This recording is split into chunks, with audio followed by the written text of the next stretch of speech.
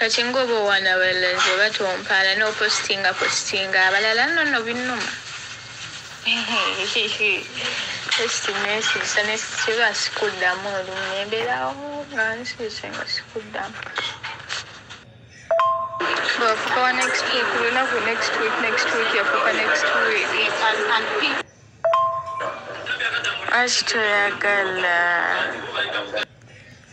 kituufu Pretty Nicole bisexo ngenda beera nkuzanyira obutambi bwa Pretty Nicole ng'asaba munneewe Kafuta okubeera nga bakwasaganya ensonga z'okulya ebisiyaga. Amaloboozi g'ogenda owulira ga Pretty Nicole ng'agezaako okuperereza Kafuta basobole okubeera nga beegatta batandika okubeera nga balya ebisiyaga. Olunaku olwaleero ngenda beera nga nkuwa details zonna okuviira ddala ku story gye nsembyeyo okubeera nga nkuteerako zonna paka ku ya brother wa Pretty Nicole nga byatutegeeza ebyama byonna ebyekuusiza ku Pretty Nicole na buli kimu ky'owetaaga okubeera nga omanya. Gwe kyogenda okukola subscribing nga notification bell ebisigadde obitulekere kubanga obutambi nina bungi nnyo buwerera ddala 7. Keekana akasoose nga Pretty Nicole agezaako okubeera nga aperereza munne bayingire ensonga z'okulya ebisiyaga oba Pretty Nicole alye munne ebisiyaga. Nzikiriza nkutegeeze ku Sheyi Ssebugwawo az'okubeera nga akutaasa ennaku n'embeera embi mw'oli mu kubeera ng'oyita naddala ggwe ali ebweru nga visa egaanya onoonyeza omulimu gugaanya empapula zikutawaanya sente zikuyita myagaana gyangalo otawanyizibwa ensonga z'omukwano. Sheyi Ssebugwawo az'okubeera nga akutaasa ennaku eyo ng'akulombera edduwa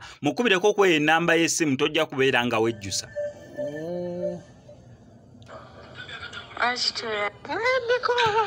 ne mwana ekisajja tekimuka nze nkyesonye mwana negwe Nicole kati ku lusuumu bannange wabimanyi musajja tamuka wagamba ku lusuumu Nicole mpangira omuwala mwana nze mpulira ntidde tekimuka nze mwesonyiye Nicole mwana saiti okuswala bino ebintu biswaza mwana gwe kyolina okumanya nze nkubuulira naye kati nekakubuulire wano kasukwe kulaga screenshot byanzizeemu naye alaga nga atayogera yenna yeegira ngamye mbu simanya ali busy simanya bikikankulage andaga ali busy nakoshinyiza bunyiza wadayagala nudziza musajja ziganye mwana sente zituyiseeko awulidde endala olaba ni message zo tugenda zifuna screenshots kubeera nga olaba era screenshot nzikuweereza naye obwerere sikiwa omuntu atamuka afuna tagatse zindaga obwerere bwe ku video call ate ngambye akyali e South Africa kati message zo screenshot